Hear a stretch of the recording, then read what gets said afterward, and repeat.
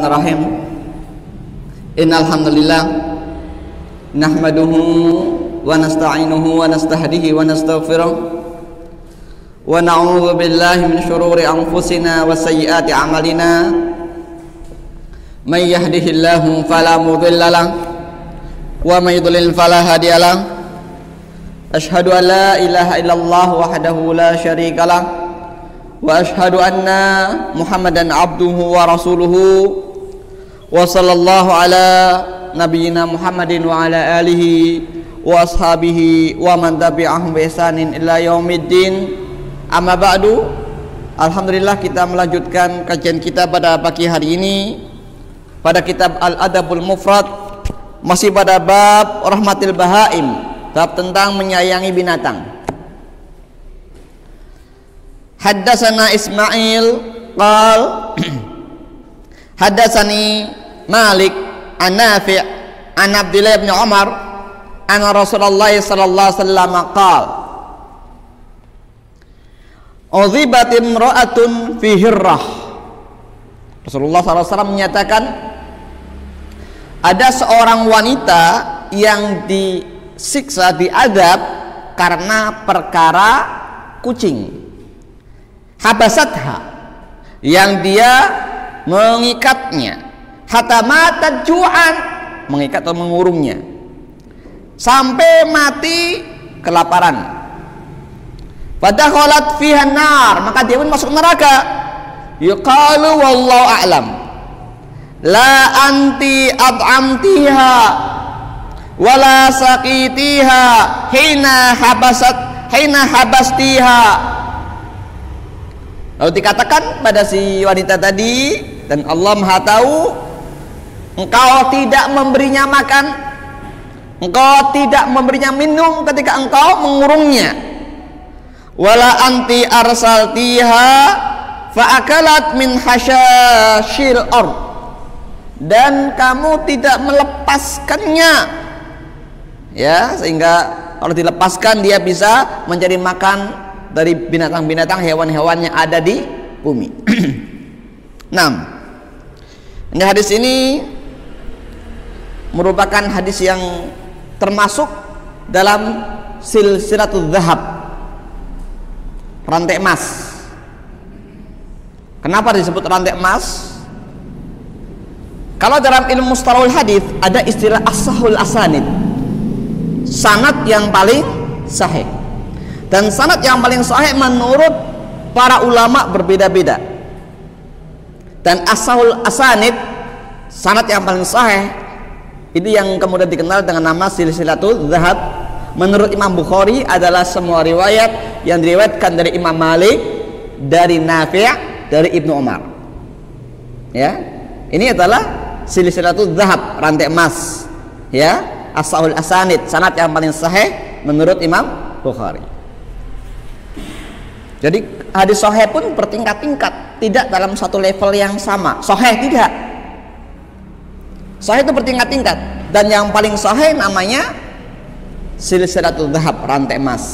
Dan ini adalah di antara hadis yang termasuk di antara rantai emas menurut Imam Bukhari rahimahullah taala. Hadis ini diriwayatkan juga oleh para ulama yang lain, ya, seperti Imam Ahmad, juga Bukhari dalam kitab sahihnya, Imam Muslim, dan Imam Ibnu Majah. Hadis ini bercerita tentang seorang wanita yang diazab oleh Allah di akhirat nanti. Diazab oleh Allah, disiksa oleh Allah, ya, sampai masuk dalam neraka. Masuk neraka gara-gara hanya seekor kucing. Kok bisa? Kalau kemarin kemarin diampuni, ya, pada hadis yang kemarin diampuni orang karena seekor anjing, memberi minum anjing yang mau mati. Kalau sekarang masuk neraka gara-gara seekor kucing yang dia itu mengurungnya, mengikatnya, biasanya diikat di tali di tiang begitu supaya nggak lepas, atau mengurung di dalam kurungan, ya. Nah, sampai mati kelaparan. Sampai mati kelaparan. Ini hukumnya adalah zalim kepada binatang. Menzalimi binatang haram hukumnya. Ya, bahkan dikategorikan di sini menzalimi binatang termasuk di antara perbuatan dosa besar. Kok dosa besar kan binatang? Iya, karena sampai mati. Sampai mati masalahnya, ya kan? Tidak punya kasih sayang kepada binatang. Tidak punya kasih sayang pada binatang. Walaupun kucing, katakan kucing nggak ada harganya, banyak kucing peliharaan kan nggak ada harganya, dan memang nggak boleh jual beli kucing memang, ya itu karena memang banyak sekali berkeliaran, sehingga ketika berkeliaran nggak masalah, mereka nanti mau makan atau tidak terserah mereka mencari makan, karena mereka dibebaskan berkeliaran mencari mangsa, mencari makan. Apakah dikasih makan oleh orang ataukah tidak, mereka cari makan sendiri, itu terserah mereka. Kalau andai kata pun mati kelaparan, bukan dosa orang. Kenapa? Karena mereka cari makan sendiri. Yang namanya seleksi alam. Kalau yang nggak bisa bertahan, maka bisa mati, gitu kan? Itu seleksi alam, dan masalah. Mereka mencari makan sendiri, ya. Tapi kalau kita tahu ada hewan kelaparan, seutama-utama kita adalah memberi makan. Utama kita. Tapi andai kata mati, ya, tapi dilepas begitu ya, dilepas nggak dikurung, kita nggak berdosa. Kenapa? Karena mereka bisa mencari makan sendiri. Hanya karena mungkin kompetisi di alam, persaingan di alam mereka kalah, sehingga mereka kemudian mati misalnya. Itu di luar sepengetahuan kita, di luar tanggung jawab kita, karena mereka mencari makan sendiri. Tapi kalau dikurung, nggak dikasih makan, mati, dosa kita. Dan ini kenapa kucing? Kenapa kucing? Bukan karena kucing hewan kesayangan Rasul. Mitos yang beredar di kalangan masyarakat awal, kucing adalah hewan kesayangan Rasul, ini keliru. Ya, Rasul tidak punya peliharaan kucing. Tapi Rasul nggak melarang sahabat Nabi memelihara kucing seperti Abu Hurairah. Malah kemana-mana bawa kucing, bawa anak kucing.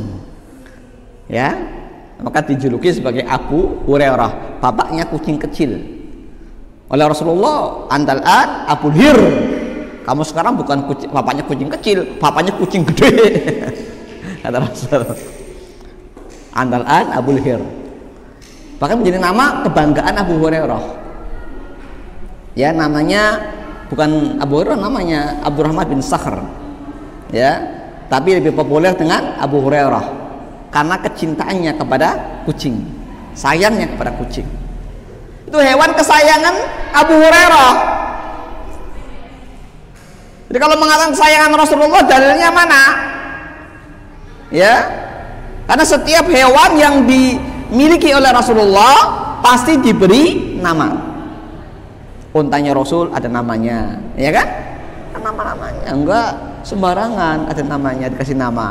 Dan bolehnya memberi nama binatang. Dan memberi nama binatang kucing piaraan misalnya boleh, ya.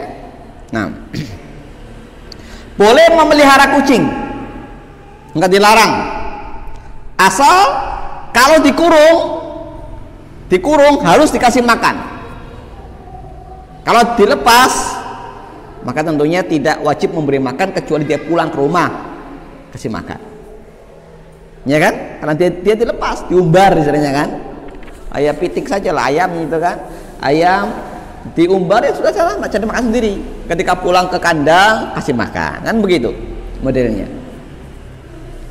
Ketika dilepas maka tidak ada dosa ketika ternyata di sana saat dia kompetisi di alam tadi, persaingan dengan sesama kucing, kemudian dia kalah, mati, itu lain cerita. Tapi kalau dalam kurungan yang kita kurung dia di dalamnya atau diikat yang kita ikat dia di rumah kita nggak bisa kemana-mana, kok sampai mati, dosa kita. Nggak cuma kucing, semua, termasuk apa? Burung. Termasuk apa? Burung dalam sangkar, atau mungkin hewan-hewan yang lain. Mungkin kita punya peliharaan ikan, punya peliharaan apalagi yang bisa dipelihara itu, nah, burung kakak tua, ya, nah, kan biasanya diikat biasanya kan supaya nggak terbang. Apakah boleh memelihara hewan dalam kurungan? Nah, hadis ini mengisyaratkan tentang kebolehan. Syekh bin Baz rahimahullah taala diantaranya membolehkan memelihara hewan dalam sangkar, dalam kandang, ya, nggak dilepas dengan dalil hadis ini. Ya, kenapa? Karena Rasul tidak melarang, tidak mengingkari mengurung binatang, tapi yang dilarang adalah mengabaikan memberi makan. Ya, karena dalil itu tidak semata-mata difahami dari zahirnya nas, zahirnya bunyinya dalil. Ya, tetapi bisa pula difahami dari makna yang tersirat. Ya, makna ada eksplisit, ada implisit, makna yang tersurat dan makna yang tersirat atau isyarat nas. Dalam hadis ini tidak ada keterangan boleh tidaknya memelihara hewan dalam kandang, dalam kurungan, ya kan? Tetapi hadis ini ya memberi isyarat. Isyarat apa? Dibolehkannya. Maka nanti ada bab sendiri dalam bab at-tair fil qafas, burung dalam sangkar. Nanti ada bab setelah ini ya, ada bab itu.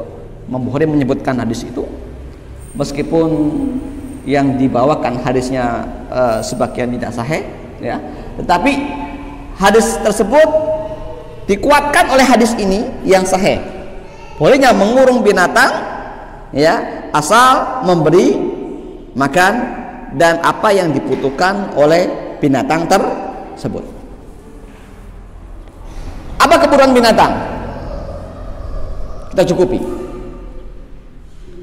Misalnya ketika kita pelihara binatang, kita kasih makan, kita kasih minum, kita kasih pasangan, ya, itu lebih bagus. Karena bagaimana juga kalau kita sendirian, ya, orang sendirian juga rasanya seperti hampa kalau sendirian, kan, butuh kepada kawan, teman, kan begitu. Nah, maka alangkah baiknya kalau dikasih pasangan, itu lebih bagus, ya. Kalau tidak ada dan sulit mencari pasangannya, maka minimal kasih makan, itu batas minimal orang melihara. Saya burung jodohnya angel ngolete, misalnya kan, burung-burung tertentu kan susah nyari jodohnya, ya kan. Kalau bisa ada jodohnya, sejodoh dalam kandang, bagus. Tapi kalau tidak ada gimana? Ya sudah, sementara dikandangin, kemudian kasih makan. Adapun masalah jodohnya nanti kalau ada dibelikan, dimasukkan. Kalau tidak ada ya sementara itu. Ya. Makanya terisyarat nas, dalil ini menjadi isyarat dibolehkannya memelihara hewan dalam kandang, ya, atau dalam kurungan, boleh. Apakah tidak membatasi kebebasan? Ya pasti membatasi. Pasti membatasi. Ya. Apakah tidak zalim? Jawabnya, kalau dikasih kebutuhan mereka tidak zalim. Tidak zalim. Ya. Tapi kan mereka butuh kebebasan. Ya, butuh kebebasan pasti. Ya. Tetapi dibedakan di sini, ya. Ketika kita masukkan dia ke dalam kandang dan kita kemudian bisa perlakukan dengan baik, malah itu bagi binatang nggak ada masalah bagi mereka. Karena kalau kita lihat persaingan di alam sendiri, ya, bagaimana burung, bagaimana binatang, kucing dan sebagainya, persaingan di alam sendiri mencari makan itu sangat-sangat sulitnya. Ya, contohlah misalnya, kalau binatang belum diternak, belum dibudidaya, kan sedikit jumlahnya. Tapi ketika diternak, dibudidaya jadi banyak, Kenapa? Karena mereka tidak ada persaingan yang kemudian menjadikan mereka terhambat perkembangbiakannya. Beda kalau mereka kemudian dikurung dalam sebuah kawasan, sebuah kandang, sebuah apa, kayak ayam misalnya kan. Maka ketika ayam diumbar, ayam kampung misalnya, diumbar misalnya, perkembangannya beda dengan ayam pedaging, ya kan, yang dalam kandang itu kan, cepat perkembangannya. Kenapa cepat? Kembali kepada apa? Mereka dicukupi apa yang dibutuhkan dan mendapatkan apa yang dibutuhkan dan tidak perlu bersaing di alam untuk berebut makanan dan sebagainya. Ya, itu jadi kebutuhan binatang sebenarnya lebih kepada itu. Ya, kebebasan mereka di alam adalah kebebasan mereka berburu mencari makan. Ya, apakah mereka ingin terbang kemana-mana? Nah, itu masalah lain. Maka walaupun ada istilah menzalimi binatang menurut kelompok penyayang binatang begitu katanya ya, tapi hal tersebut adalah hal yang tidak dilarang oleh agama. Boleh, nggak dilarang selama dicukupi apa yang ada, bahkan membantu binatang meringankan mereka dalam persaingan berkompetisi di alam terbuka. Ya, seleksi alam, ya, yang kuat bertahan, yang lemah mati. Maka mereka terhindar dari seleksi alam yang semacam ini. Kita contohkan orang hutan. Orang hutan yang ditangkar, yang diselamatkan dari pemburu-pemburu liar misalnya, dipelihara ya sampai gede, ketika besar dilepas. Kadang orang mereka mati, nggak bisa cari makan. Kenapa? Karena mereka sudah biasa dikasih makan, ya, nggak terbiasa bersaing di alam. Mereka mati malah, bukan mati karena nggak bisa cari makan, mati karena apa? Karena nggak terbiasa cari makan di alam. Ini sering terjadi seperti itu, ya. Makanya itu kalau dikatakan zalim tidak 100% benar. Mengurung binatang atau apa namanya memelihara binatang dalam kandang, dalam sarang, dalam sangkar tidak mutlak zalim. Tidak dapat dibenarkan kalau zalim 100% tidak. Karena mereka juga, karena kebutuhan binatang cuma itu, kebutuhan binatang cuma apa? Makan, ya, minum dan pasangan. Itu kebutuhan binatang. Kalau itu tercukupi maka cukup. Ya, beda dengan kebutuhan manusia yang terkadang melebihi itu. Karena binatang nggak butuh shopping, ya kan? Ada binatang shopping? Tidak ada kan? Nah, binatang mau shopping, mau traveling, ada nggak kira-kira? Mau bikin petualangan, adventure, ada nggak binatang butuh kayak gitu? Enggak kan? Malah justru dengan dia dilepas di alam, dia akan mengalami banyak sekali tantangan yang bisa mengancam jiwanya.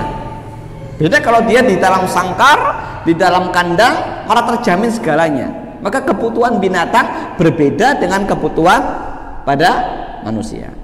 Maka kalau binatang sudah lulus sekali, kemudian tiba-tiba kita pelihara burung, tiba-tiba burungnya lepas misalnya, nanti kalau bingung cari makan balik lagi burungnya, balik lagi. Karena kebutuhan mereka nggak bisa tercukupi ketika harus cari makan sendiri, sementara persaingan di sana di luar sudah sangat kerasnya. Itu biasanya kalau mereka nggak bisa cari makan, akhirnya pulang lagi ke kandangnya. Itu biasa seperti itu, ya, kecuali ditangkap oleh orang lain, ya. Contohlah burung dara, ya. Burung dara gitu kan. Walaupun sejauh-jauh burung dara terbang, balik ke kandang juga. Ya. Tapi bukan dara untuk lepekan ya, karena itu nggak boleh menyiksa itu ya. Kan dulu kan burung dara, burung merpati kan untuk bikin kirim pos surat dulu. Iya kan? Sejauh-jauhnya dia kirim surat, pasti balik juga ke rumahnya, ke kandangnya. Contoh. Jadi kalau dianggap itu menzalimi binatang, itu nggak benar. Nggak benar. Karena kebutuhan binatang beda sama kebutuhan manusia yang punya banyak sekali kebutuhan. Ya, binatang cuma membutuhkan itu. Bagaimana tentang makanan, minuman dan pasangan. Nah, makanya itu binatang tidak akan kemudian tersiksa ketika mereka di dalam sangkarnya, di dalam kandangnya, ya, selama kita merawatnya dengan baik. 6.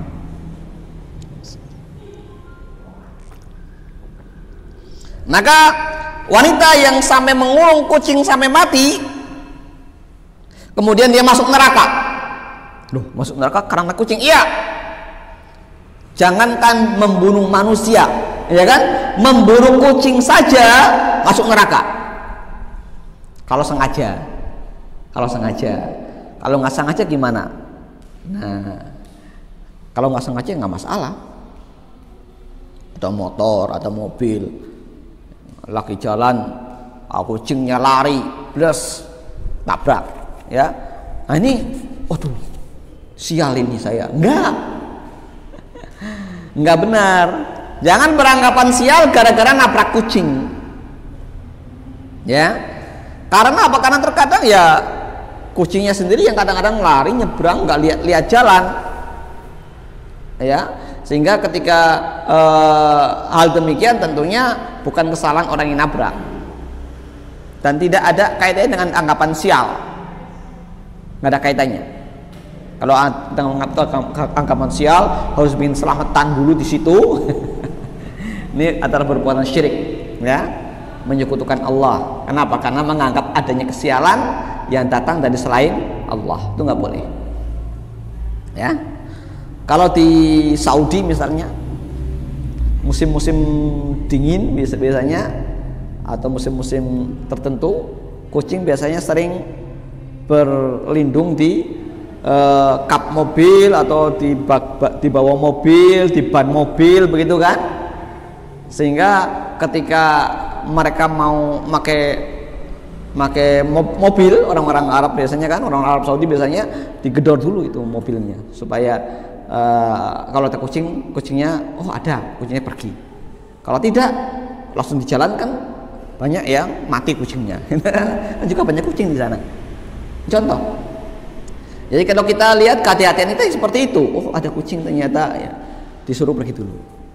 Ya, karena ada beberapa binatang yang terkadang mencari perlindungan, terutama mereka yang tidak dipelihara oleh orang, yang liar, ya, nggak dipelihara oleh orang, sehingga ketika musim dingin, musim apa, mereka cari perlindungan, ya. Nah, di sini dikatakan engkau tidak memberi makan, engkau tidak memberinya minum, dan engkau tidak melepaskannya untuk mencari makan. Nah, ini 3 item yang Rasul sebutkan kenapa wanita tadi masuk neraka. Tidak memberi makan dan tidak memberi minum. Ini item penting. Kalau orang mau ngurung binatang, ya, dalam kandang, dalam sarang, dalam sangkar, harus memberi makan dan harus memberi minum.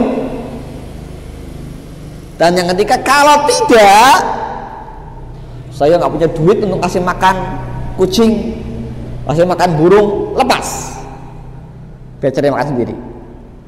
Kayak misalnya pelihara ayam,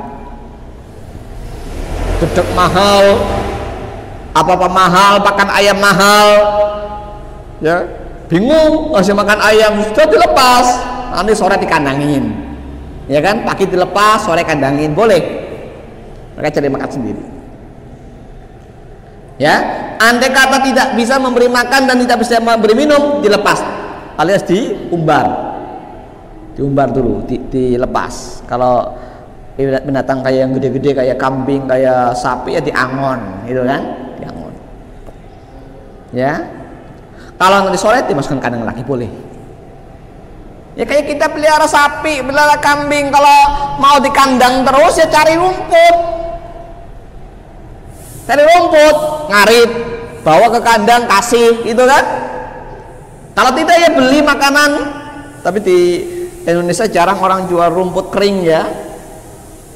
Kalau di negara-negara Eropa banyak orang jual makanan rumput kering untuk makanan ternak. Kalau di Indonesia jarang-jarang, malah karena alasannya banyak di alam. Akhirnya bingung sendiri karena nggak diternak ataupun nggak dibudidayakan tuh rumput. Akhirnya bingung untuk mencari pakan ternak, harus kemana-mana. Nah, ketika nggak mampu untuk mencari makan, ngarit nggak mampu, Ya bawa, diangon keluar, biar merumput.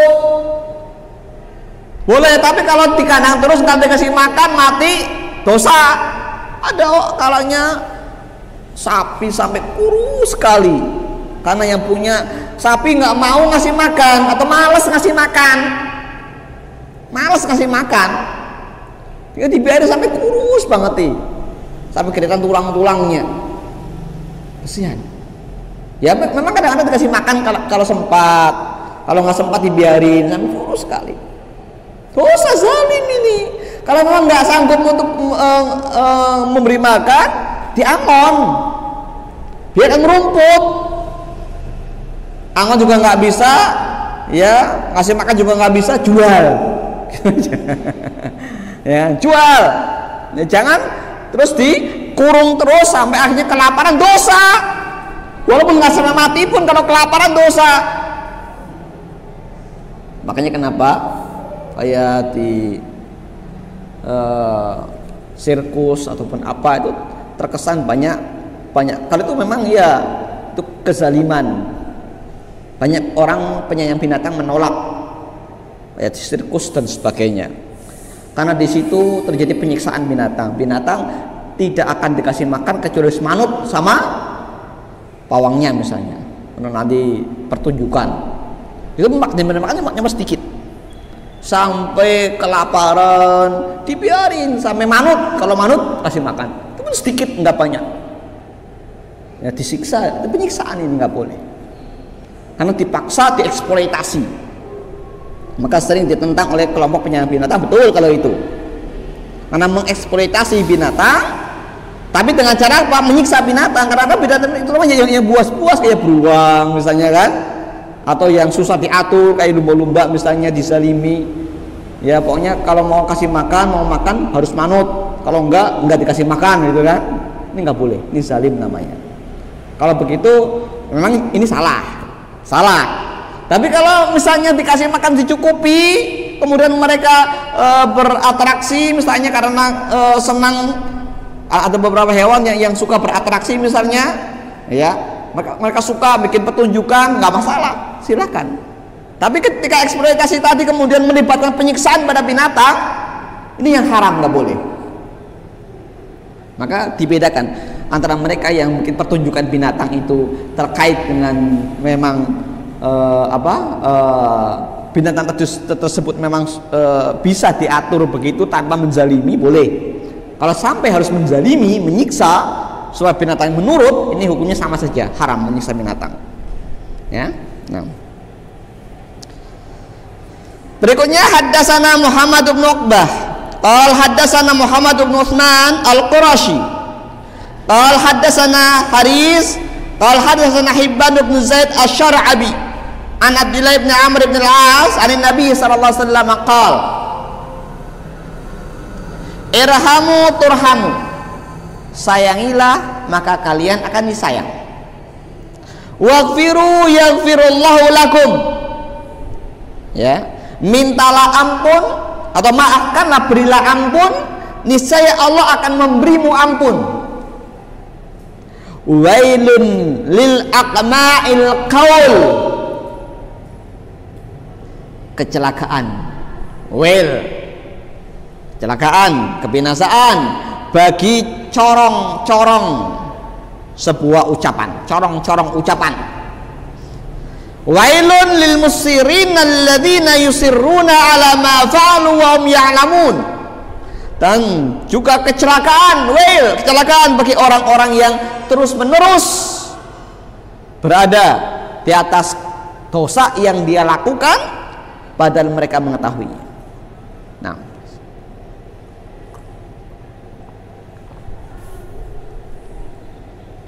sayangilah maka kalian akan disayang. Berilah maaf, berilah ampun, niscaya kalian akan diberi ampun oleh Allah. Ini al-jaza min jinsil amal, ya, balasan sesuai dengan amal perbuatannya. Dan ini bukan hukum karma. Salah kalau bilang ini hukum karma, nanti akan menuai karmanya, salah. Paham ya? Karma itu bukan seperti ini. Ya, karma itu setiap orang akan menerima balasan dari amalannya meskipun bukan orang pada masa sekarang ini, mungkin pada reinkarnasinya. Karena karma itu terpulang pada prinsip ya adanya perputaran reinkarnasi, lingkaran samsara, lahir mati reinkarnasi, lahir mati reinkarnasi, lahir mati, begitu. Jadi kalau sekarang ini orang kaya raya punya kekuasaan, berbuat semena-mena, nggak ada yang mampu membalas kejahatannya, tunggu nanti reinkarnasinya akan mendapatkannya. Sehingga ketika ada orang sakit-sakitan, miskin, menderita, ya kemudian dikatakan, kenapa Anda seperti ini? Oh, mungkin masa lalu Anda berbuat zalim. Diterawang, oh dulu ada penguasa yang zalim, penguasa yang semena-mena, orang kaya yang semena-mena, tuang tanah yang semena-mena, begitu kan. Sekarang terlahir kembali dalam keadaan menderita sebagai bentuk hukuman. Ini namanya karma. Karma menurut siapa? Agama Hindu dan Buddha. Karena karma dari mereka, filosofi Hindu dan Buddha, karena mereka menganggap roh itu kekal karena berasal dari Tuhan. Kata mereka, Tuhannya mereka, dewa tertingginya mereka. Roh itu berasal, ya, terpercik pada manusia, tapi nggak bisa kembali, belum bisa menemukan jalan kembali, sehingga akan selalu terlahir kembali sampai akhirnya orangnya bisa melepaskan diri dari dunia, baru roh ini kembali kepada Tuhannya. Ini dalam versinya agama Hindu dan Buddha seperti itu. Lah dalam lingkaran samsara ini adalah berjalannya namanya karma atau karma pala. Ini. Jadi ini bukan hukum karma. Hukum karma dalam Islam tidak ada. Dan tidak boleh ada orang Islam meyakini ada hukum karma. Kalau meyakini ada hukum karma berarti meyakini akidah di luar Islam. Ya. Oh, ini karmanya. Salah. Tidak ada hukum karma. Kalau Anda mengandung hukum karma ada, berarti Anda meyakini proses samsara, reinkarnasi, dauriyah. Ini pemahaman yang sesat. Tidak boleh memahami atau meyakini adanya hukum karma. Yang ada adalah balasan dari Allah, dunia atau akhirat. Kalau Anda kata di dunia belum diganjar, dibalas kejahatannya, dibalas di akhirat, dia sendiri yang menerima, bukan keturunannya, bukan reinkarnasinya, bukan. Dia berbuat jahat, nanti dia menuai kejahatannya. Boleh. Kalau di dunia nggak dibalas, di akhirat nanti dibalas oleh Allah. Nah, ini Islam, ya kan? Tapi kalau pemahamannya kaum Dauriyah, reinkarnasi, kalau sekarang dia belum dibalas, nanti reinkarnasinya yang mendapatkan pembalasan. Nah, ini beda ya. Jadi beda antara pembalasan kontan dari Allah atau ditunda di akhirat dengan karma. Jadi jangan disamakan antara dua prinsip akidah yang berbeda, bertolak belakang. Hukum karma bukan ajaran Islam. Jadi jangan sampai orang Islam meyakini ada hukum karma. Jadi segala kebaikan akan bisa dia dapati pembalasannya, dan segala macam keburukan akan dia pun rasakan balasannya. Laha makasabat wa alaiha maktasabat, itu prinsipnya. Baginya pahala, balasan kebaikan yang dia lakukan, dan atasnya hukuman dosa apa yang dia kerjakan.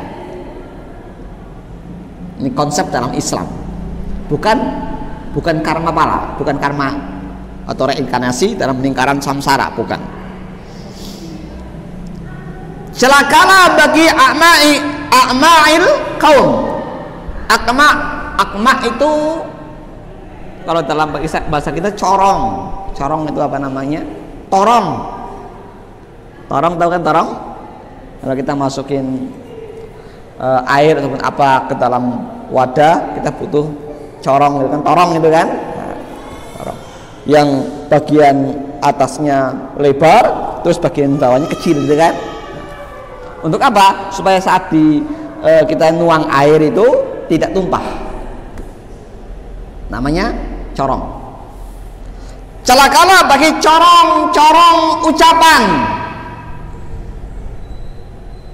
Apa maksudnya? Corong-corong ucapan. Maksudnya adalah orang yang dia menampung, kayak corong kan dia menampung kan, air disontek ke corong, maka ditampung oleh bagian atasnya. Tapi apa? Nggak tahan lama, nggak lama akan keluar lewat bagian bawahnya kan, keluar. Habis lagi kan, suiling lagi, airnya keluar lagi begitu. Ini apa artinya? Orang yang mendengarkan nasihat, ya kan? Kalau bahasa kita, masuk telinga kanan, keluar telinga kiri. Masuk telinga kiri, keluar telinga kanan.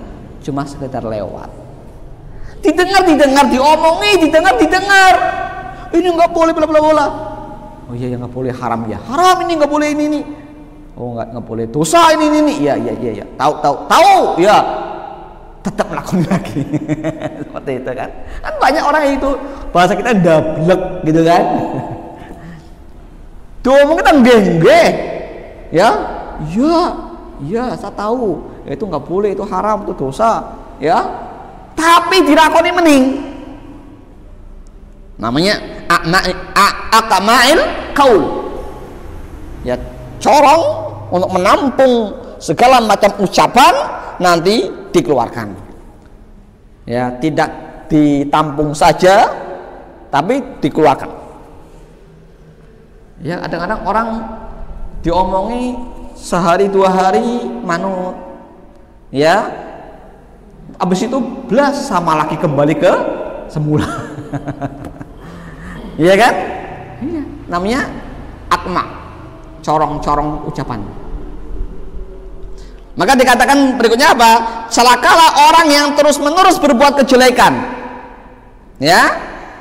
Melakukan apa yang telah dia lakukan terus-menerus. Ya, padahal dia mengetahui itu perbuatan yang salah. Masya Allah. Kadang-kadang kayak gitu, orang diomongi nggak mempan. Misalnya tobat sambel, ya kan? Diomongi ngerti, paham, iya, nggak boleh. Ya, tapi nanti ulang lagi gitu. Akma, ya.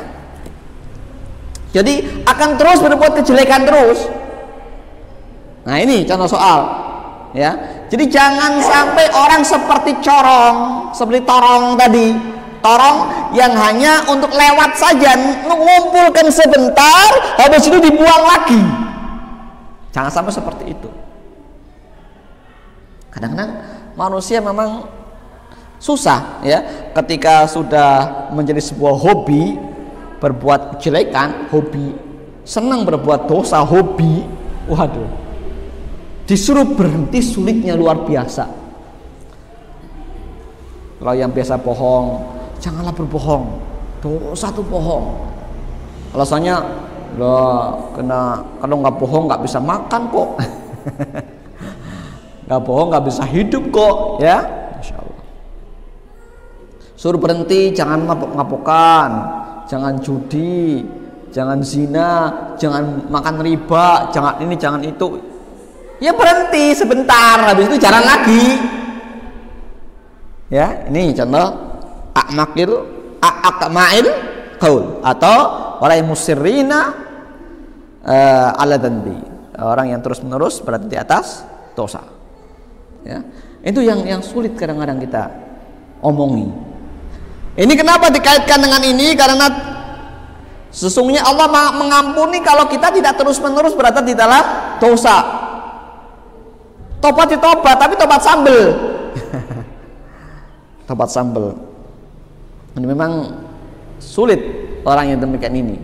Ketika ditegur, dinasehati, ya kan? Ya, hanya sekedar lewat. Terus tak omongi wis, bola balik tak omongi. Tapi nah bocah double G. Kan gitu kadang-kadang kalau kita ngomongin orang lain supaya berhenti dari perbuatan jeleknya, jangan bohongin orang lagi lah, cari usaha yang halal, jangan pakai tipu-tipuan ya. Susah kadang-kadang, ya susah. Ya, nah, orang kayak gue rugi, saya beli berapa, saya belinya aja sekilo jadi cuma 8 on, masa saya jualnya ini ya saya rugi ya. Kadang-kadang susah. Ya, cari yang berkah lah, ya. Jangan sampai cari yang nggak berkah gitu. Masih banyak orang yang tidak paham terkadang. Jadi celakalah orang-orang yang demikian ya. Mestinya ayolah berada di atas kebenaran, jangan kemudian terus-menerus di atas kebatilan ya, berubahlah ya. Nah, maka dikatakan di sini mereka terus-menerus di atas dosa padahal mereka mengetahuinya. Wahum ya'lamun, mereka mengetahui. Lah kalau mereka nggak tahu bagaimana? Allah Maha Pengampun.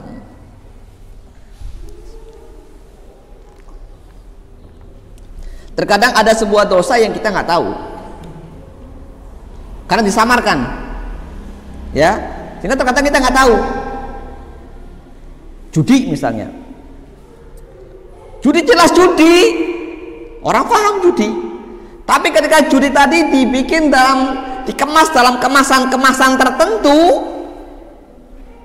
malah menjadi apa? Menjadi samar. Dikira bukan judi, padahal judi. Ya, padahal judi. Misalnya, oh ini ada kupon, ya sepeda sehat. Boleh nggak? Boleh. Kenapa tidak? Tapi bayar. Bayarnya untuk apa? Bayarnya untuk hadiahnya. Nah, kalau bayarnya untuk hadiahnya, ini judi. Jadi semua udah duit, nanti diundi, ya. Terus yang menang keluar dikasih, yang kalah duit hilang. Judi, ya. Saya nggak tahu, saya ikut, ya karena nggak tahu ya nggak apa-apa, ya kan? Karena nggak tahu, kalau tahu berhenti. Tapi jadi yang itu boleh kalau hadiahnya dari sponsor boleh. Saya uang pendaftaran untuk sekedar administrasi sewajarnya, kemudian hadiah dari sponsor boleh. Dan hadiah dari orang yang bayar rata-rata jadi bisnis, itu lahan bisnis itu. Ya lahan bisnis. Ya, itu bisa menjadi apa? Bisa menjadi judi terselubung. Judi terselubung. Riba terselubung juga ada. Ada beberapa bisnis-bisnis yang modelnya kayak model arisan. Ya. Modelnya MLM itu, arisan MLM itu. Bayar berapa? Bayar 1,5 juta. 7 bulan sudah dapat 70 juta. Duit dari mana itu? Oh, itu diputer oleh lembaga. Masuk akal tidak? 1,5 juta. Oh, ini sistemnya ada nih. Saya pernah diceritain. Ini sistemnya ada nih. Wow, ya. Jadi nanti dari sini nanti masuk ke peringkat berikutnya setelah kita punya downline. Ini downline ini semuanya urunan untuk kita punya urunan di atasnya lagi, kan kayak MLM itu kan. Terus sebagiannya nanti diputar di usaha. Makanya nanti dalam 7 bulan dari misalnya 1,5 juta ya bisa berubah jadi 70 juta, 80 juta, 100 juta, bahkan kalau udah level ada silver, ada gold, ada diamond, ya kan, wah itu sudah sampai ratusan juta dapatnya, dan modal awal cuma 1,5 juta. Itu namanya riba. Tapi ini kan diusahakan, macam-macam alasannya. Ya kalau nggak tahu, pernah ada yang tanya seperti itu, saya jawab itu riba. Tapi ini kan kalau misalnya enggak juga nggak masalah. Itu kan seperti kita nabung bla bla bla bla bla ya. Yang namanya kita beli emas kan seperti kita beli emas itu diinvestkan, ya kan? Tapi ngambilnya nanti setelah sekian lama misalnya kan. Masalahnya bukan masalah emasnya, ya. Masalah itu kalau emas, uang harus aliyat biliyat, kontan, ya kan? Kalau nggak kontan itu riba, jelas hadisnya, ya kan? Kalau bukan emas nggak masalah karena kenaikannya nggak signifikan. Kalau emas itu signifikan kenaikannya. Baik uang sama uang. Cara juga boleh utang. Utang tidak ditarget, bayarnya berapa, nggak bayar pun juga nggak ditagih. Gitu. Utang, iya, tapi utang maksimal 150 juta. Oh, 150 juta sekali utang, minimal itu. Ya, menarik sekali ya. Tapi utangnya sekarang cairnya 7 bulan. Nanti dapat 150 juta setelah 7 bulan. Jadi ngajuin sekarang, turunnya 7 bulan. Nanti mau bayarnya cicilannya berapa terserah kita. Mau ngasih tambahan boleh, tidak boleh, kan nggak riba itu. Nggak riba gimana? Ya misalnya 150 juta sekarang dan 7 bulan kan beda nilainya kan. Riba itu, riba. Emang uang 150 juta zaman hari ini ya kan, dengan 7 bulan nanti sama emang? Kalau di Saudi bisa sama di Saudi karena kursnya kurs tetap. Dari 20 tahun silam sampai hari ini harga nggak berubah karena kurs tetap. Kalau di Indonesia ya beda ya. Dulu bakso paling 100 rupiah, sekarang 10.000. Saat masih kecil saya ingat bakso 100 rupiah, kayaknya mahal banget, 100 rupiah ya. Sementara sekarang 10.000 rupiah. Itu pun kadang-kadang ada yang lebih 12.000 ya kan ya. Kalau dulu zaman saya masih kecil 100 ya bisa kurang, bisa 80 perak. Ya. Sekarang Masya Allah, padahal berapa tahun tuh selisihnya ya kan. Nah berapa bulan sudah berubah itu, emas, uang kontan berubah tuh harga. Kalau dikatakan ya iya nggak kasih tambahan bagi hasil nggak apa-apa, bagi hasilnya 5% toh juga nggak apa-apa, terserah. Ya iya dapat untung dari 7 bulannya itu ya kan, iya riba. Tapi saya nggak tahu gimana, sudah kadung ikut ya, tuntaskan, selesaikan, selesai keluar. Ada yang sama-sama tanya seperti itu. Ada sekarang banyak sekali bisnis kayak gitu, banyak banget. Tapi ini pakarnya para ahli-ahli penasihatnya para ulama-ulama, para ustadz-ustadz, para kiai. Ya. Emang jaminan, iya kan? Ustadz siapa dulu? Pakarnya bukan. Ya, banyak yang kayak gitu masalahnya. Ya. Nah, jadi masalahnya kan ketika kita bermain dengan investasi, kita harus hati-hati. Itu riba atau bukan? Kalau bukan riba, tidak masalah, boleh. Kalau riba, hati-hati. Ya kan? Karena sekarang menarik sekali. Ya, makanya ada istilah investasi bodong. Ya kan? Banyak itu investasi bodong yang kemudian setelah bayar sekian, nanti dapat ini, dapat itu, belas. Awal-awal dapat. Saya pernah bilang itu kalau jumlahnya sampai sekian orang mungkin masih valid. Tapi kalau sudah lebih dari sekian ribu orang, pasti akan ada errornya. Gitu ya, pasti akan terjadi error di situ. Itu yang bahaya di situ. Makanya jangan sampai kita tertipu ya oleh hal-hal yang subhat. Kalau kita nggak tahu nggak masalah. Kalau tahu ya jangan. Ya, kalau tahu ya jangan tinggalkan. Kan banyak kan MLM. Atasnya alasannya ini sudah dapat sertifikasi halal. MLM halal ini atau sebagainya. Kemudian haddatsana Mahmud qal haddatsana Yazid qal akhbarana al-Walid bin Jamil al-Kindi anil Qasim bin Abdurrahman an Abi Umamah qal qala Rasulullah sallallahu alaihi wasallam man rahima walau dzabihatan rahimahullahu yaumal qiyamah. Barang siapa yang menyayangi, meskipun menyayangi hewan yang mau disembelih, maka Allah akan menyayanginya pada hari kiamat. Menyayangi binatang meskipun yang akan disembelih. Nah ini penting. Maka ketika orang akan menyembelih binatang itu nggak boleh kemudian malah disiksa, iya kan? Kadang-kadang kita prihatin ketika hari Idul Adha banyak orang yang nyembelih sapi, wah caranya luar biasa kasarnya kan? Wah tarik sana tarik sini, sudah sakit duluan tuh sapi, kasihan. Ya, mestinya yang nyembelih sapi biarlah orang yang ahlinya. Kalau belum ahli, belajarlah cara nyembelih supaya tidak menyakitkan binatang, cara merobohkan binatang dengan cara yang baik. Sudah banyak cara-caranya, sudah banyak pakar-pakarnya, dan ada juga kursus-kursusnya gratis, ya kan? Kalau mau ikut bisa. Tapi kadang-kadang orang nggak mau. Oh, kita harus kebersamaan, tarik sana tarik sini itu.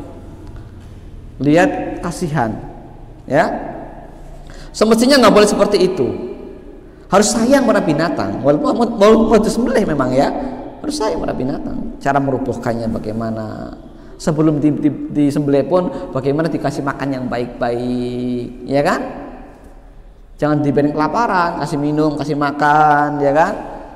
Kemudian jangan melihat hewan lain yang disembelih, ya kan? Kan ada aturannya itu, tapi itu masih banyak dilanggar. Ya, di sini kambingnya disembelih, di sini kambingnya lihat. Aduh, ya Allah, itu nggak boleh, itu zalim namanya, itu nggak sayang sama binatang itu. Harusnya apa? Ya kalau tempatnya sempit, ya ditutup matanya, tutup matanya si kambing yang lain, tutup telinganya, tutup matanya supaya nggak dengar, kan begitu. Kalau memang nggak ada tempat lain, kalau tempat lain suruh bawa pergi dulu. Bapak gitu, jangan sampai melihat kambing atau sapi yang lain disembelih, kan begitu kan? Iya, stres duluan mereka. Apalagi ketika nyembelihnya, dijagalnya itu dengan cara yang kasar, tambah stres mereka.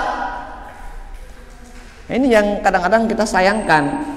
Padahal antara daging hewan yang disembelih karena stres dengan yang tidak akan beda rasanya. Beda rasanya, ya kan? Ini kadang-kadang orang nggak sayang pada binatang. Sayangnya binatang walaupun mau disembelih binatang itu. Ya, pakai aturan-aturan yang memang disyariatkan dalam Islam, yang ini banyak nggak dipahami. Cuma semangat untuk menyembelih kurban tapi nggak paham caranya, sehingga malah kemudian bikin stres binatang. Ini yang dosa siapa? Ya, yang bikin stres binatang. Niatnya mendapat pahala, malah justru bisa mendapatkan dosa. Masa dosa? Iya, karena nggak sayang binatang. Nah, saya kan niatnya menyembelih hewan kurban, kok dapat dosa? Karena menyakiti binatang, menyakiti binatangnya itu. Ya, mending kalau memang nggak bisa bayar orang. Nah, urunan selarang bayar orang. Makanya itu kalau mau nyembelih sendiri, ya belajarlah cara nyembelih yang benar. Kalau nggak bisa nyembelih sendiri, ya bayar orang mahal, nggak apa-apa, yang penting menyayangi binatang, karena padanya ada pahala sayang binatangnya. Jadi gitu aturannya. Jangan kemudian lah, kan kalau kita nggak nyembelih sendiri ya kita nggak pernah bisa. Lah, makanya belajar dulu caranya, ya kan? Mana yang dipotong, mana yang ini, jangan sampai ya ngeroboknya sudah caranya zalim, roboh nyembelihnya juga caranya nggak benar, uratnya nggak putus semuanya. Aduh, ini kan ya Allah, menyiksa ini, ya kan? Menyiksa. Karena memang ya antara binatang misalnya, yang namanya leher binatang beda-beda. Dengan nyembelih onta sama nyembelih sapi, nyembelih kambing beda. Ya, ketebalan kulitnya beda-beda, uratnya juga beda. Walaupun 3 urat putus, tapi kan sebelah mana yang diputus lebih dahulu, mana yang hewan yang dipotong dekat kepalanya, mana hewan dipotong dekat dengan bagian dadanya, kan ada aturannya. Ini perlu belajar ilmunya. Maka kadang orang nyembelih entok nggak mati-mati, dada putus malah jalan-jalan.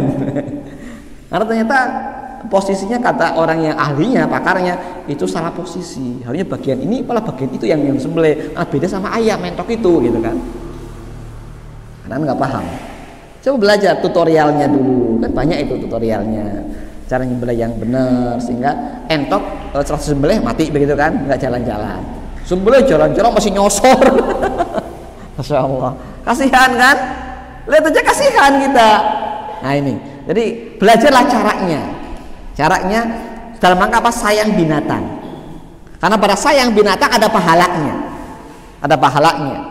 Kalau semena-mena malah kita berdosa, ya. Apakah halal apa haram dagingnya? Ya kalau nyembelihnya benar ya halal sih halal, ya. Tapi cara nyembelihnya ini yang bisa mendatangkan dosa bagi orang yang menyembelihnya, ya.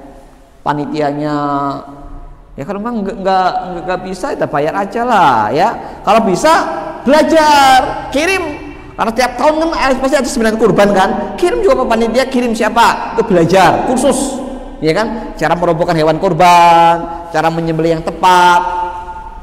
Biayai pakai uang infak juga nggak masalah, boleh infak sedekah biayai boleh, uang zakat boleh digunakan untuk bayarin orang untuk belajar boleh, nggak masalah, ya. Karena apa? Dalam rangka sayang binatang, daripada nanti kemudian menyembelihnya ternyata apa? Menzalimi binatang, panitia dosa itu kalau sampai begitu. Karena kita nggak tegel kalau lihat panitia yang jauh dari ilmu dalam masalah sembelih binatang, yang terjadi hewannya tersiksa, stres sebelum disembelih, ya ini yang kasihan, ya. Maka itu silakan nanti, karena ini tiap tahun pasti ada pasti ada Idul Adha begitu kan. Nah, maka silakan masing-masing takmir belajar, kirim orang untuk belajar cara nyembelih yang benar, ya. Insya Allah akan berkah itu uangnya, ya, uang untuk bayar orang yang latihan nyembelih itu akan berkah daripada kita kemudian enggak bayar orang yang nyembelih juga enggak dikursuskan nyembelih yang benar, ya kan, akhirnya malah kemudian menyiksa binatang dan dosanya siapa nanggung? Ya kan semuanya jadi kebagian dosa dong, ya kan. Semua kebagian dosa karena membiarkan kezaliman terjadi. Kezaliman itu walau binatang. Jangan dikira lah binatang iki, enggak. Kezaliman. Ya, maka dikatakan di sini barang siapa yang menyayangi walaupun hewan sembelihan, maka Allah akan menyayanginya pada hari kiamat. Artinya pemahaman kebalikannya, kalau nggak sayang sama hewan sembelihan, jangan harap Allah sayang kepada dia. Jadi kita coba ini mulai dibenahi untuk panitia kurban terutama, jangan sampai semena-mena pada hewan kurbannya. Baik, ini dulu mungkin pembahasan kita untuk pagi hari ini. Ada pertanyaan? Ya, silakan.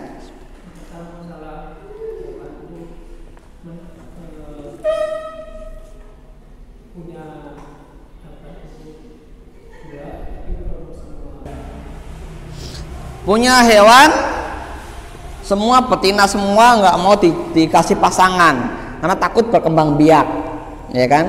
Apakah diperbolehkan? Nah, kalau memang itu kondisinya karena pertama tidak memungkinkan memberi jodoh karena keuangan belum atau keuangannya belum bisa membeli misalnya, atau kedua karena memang terkait dengan ya misalnya susah jodohnya misalnya kan, nggak masalah, ya. Nah, terkait dengan takut untuk bisa berkembang biak jadi banyak ini kan sebenarnya nggak ada masalah kok, ya. Kalau takut berkembang biak lebih banyak suruh KB ya, apa ada KB binatang? Ya ada, orang juga ada KB kok, masa binatang nggak ada? Beberapa misalnya ada beberapa tanaman-tanaman yang bisa menunda atau bisa menjadikan fertil ataupun mandul sementara, kan ada beberapa, ya, ada beberapa di antara seperti buah kepel atau mungkin seperti ada beberapa sih saya nggak hafal di antaranya, buah kepel, kemudian ada bunga asoka, apalagi ada beberapa itu yang memang bisa membuat fertil sementara, jadi bersih atau mandul sementara. Ada beberapa bisa digunakan itu, ya. Ya kalau memang nggak ingin punya anak, nanti kan anaknya banyak banget, nanti saya bingung ngasih makannya gitu kan, ya kan. terutama kucing itu. Kucing kan kalau dikasih jodoh nanti banyak, anaknya banyak banget. Jadi gimana nih? Satu berapa ekor aja sudah rumahnya kayak apa? Ini kalau punya anak jadi berapa? Sekali mana kucing kan berapa itu, ya kan? Nah, ini bagaimana? Ya divertilkan. Ya bisa ke dokter hewan atau kemana supaya dia tidak punya anak selama sekian waktu atau dengan cara alami kayak tadi. Ada, nanti di searching saja ada. Kemudian nitip uang, memang nggak ada intinya itu saya nitip uang, saya nggak ngambil bunga, ya kan? Tapi tiap bulan ada undian. Setiap tahun sekali ada undian. Apakah kira-kira kita boleh mengambil hadiah dari undian tersebut atau tidak, ya? Nah, yang pertama harus difahamkan dulu itu kita nitipkannya untuk apa? Cuma wadiah, titipan, ya, atau untuk sebuah usaha. Kalau sebuah usaha tidak masalah, ya kan? Tapi kalau untuk sebuah wadiah, barang titipan, tentunya harus ditanyakan lagi. Ini maksud undiannya apa? Sumbernya dari mana? Kadang-kadang yang namanya pihak jasa keuangan biasanya memberikan sebuah promo berupa undian tadi, ya, mungkin setahun sekali, mungkin 2 tahun sekali, atau berapa tahun sekali. Kalau sumbernya adalah dari sponsor sih tidak masalah, dari sponsor kan bukan dari uang kita yang kita simpan, ya. Atau misalnya undian tersebut adalah, nah kalau undiannya adalah dari lembaga tersebut yang memutar uangnya, kayak koperasi, ya dia putar uangnya, ada keuntungan diwujudkan dalam bentuk undian, ya, atau lembaga keuangan lain diputar dalam bentuk investasi, dapat keuntungan. Nah, kalau niat kita adalah cuma menitipkan barang, ya, dan undian tersebut bukan sebagai sesuatu yang kita harapkan, ya, maka di sini memang para ulama berbeda pendapat. Sebagian ulama membolehkan menerima karena niat kita bukan niat mendapat undian, itu hadiah dibolehkan. Sebagian ulama yang lain mengatakan tetap tidak boleh karena khawatir daripada kita memakan riba, lebih baik kita cari posisi aman, tidak mengambil. Itu ada versi demikian. Tapi kalau usaha yang dijalankan oleh lembaga keuangan nanti usaha yang bersifat ribawi, usaha perbankan, ya, yang ribawi, maka nggak boleh. Tapi kalau bukan bersifat ribawi, maka ada beda pendapat tadi. Ada yang membolehkan karena kita tidak meniatkan dapat hadiah, tapi kemudian diundi kok menang, keluar namanya, udah dapat hadiah motor, jikot apa ya, emang terus jikot. Nah, maka kalau ini sumber perputaran uangnya bukan, jadi keuntungannya bukan dari riba, usaha yang bukan riba, maka sebagian para ulama masih membolehkan karena kita dari awal tidak meniatkan itu, hanya mereka yang ngasih kepada kita semacam hadiah, ya, tidak terkait dengan simpanan kita, ya, tapi terkait dengan mereka ingin kasih kita hadiah, hanya karena terbatas jumlahnya maka diundi siapa yang dapat. Maka ini ada sebagian yang membolehkan, walaupun sebagian yang lain tetap tidak boleh karena khawatir termasuk riba, jaga-jaga saja, ihtiyat. Nah, ini ada beda pendapat dalam hal ini.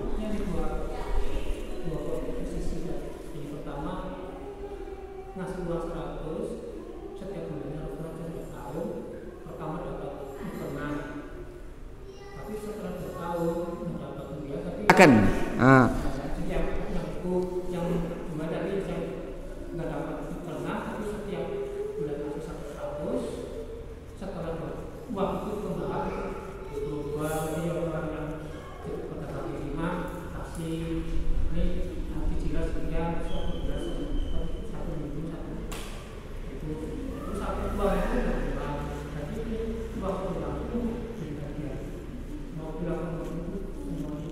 Jadi uangnya diputarnya modelnya diputarkan untuk beli gerobak untuk yang bertak rumah, dan kemudian kan setor. Iya. Ini ada keuntungan ini terus untuk beli hadiahnya. Ya.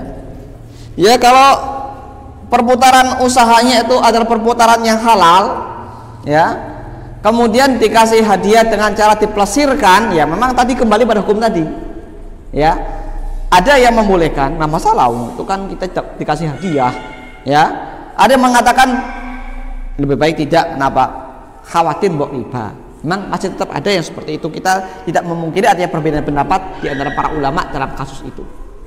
Ya, satu alasannya kehati-hatian, yang satu alasannya itu adalah hadiah yang nggak masalah, boleh. Ya, karena tidak dari awal tidak meniatkan untuk mendapatkan hadiah itu, hanya jasa keuangannya yang ngasih kita hadiah. Allah. Ada lagi? Cukup? Baik, wassalamualaikum warahmatullahi wabarakatuh. Assalamualaikum warahmatullahi wabarakatuh.